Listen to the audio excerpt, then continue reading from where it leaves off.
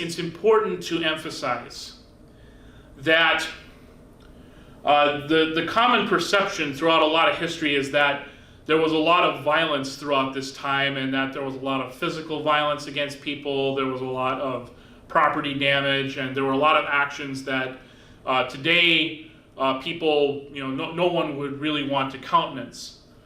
And it's true that there was a significant part of that, but it's also important to distinguish, and this is something that is not covered in a lot of detail, the people who led these protests, the people such as Samuel Adams, they did favor protests and intimidation tactics, but they also favored restraint in how far they would go in these protests. Usually it was without their consent that certain actions would take place.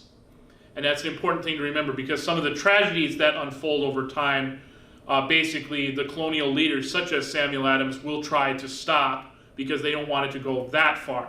They want to bring pressure, public pressure, but they don't want to see bloodshed in the streets and stuff like that. That was something that they looked upon, that they did not want to take it that far unless it became actual self-defense.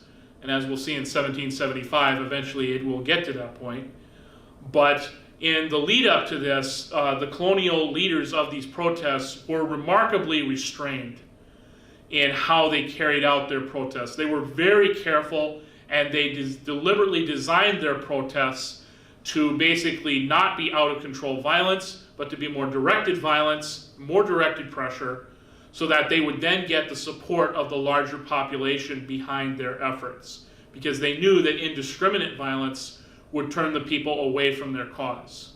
So, very important distinction to make there, that yes, there was violence and public pressure, but it was more restrained than popular histories tend to tell us.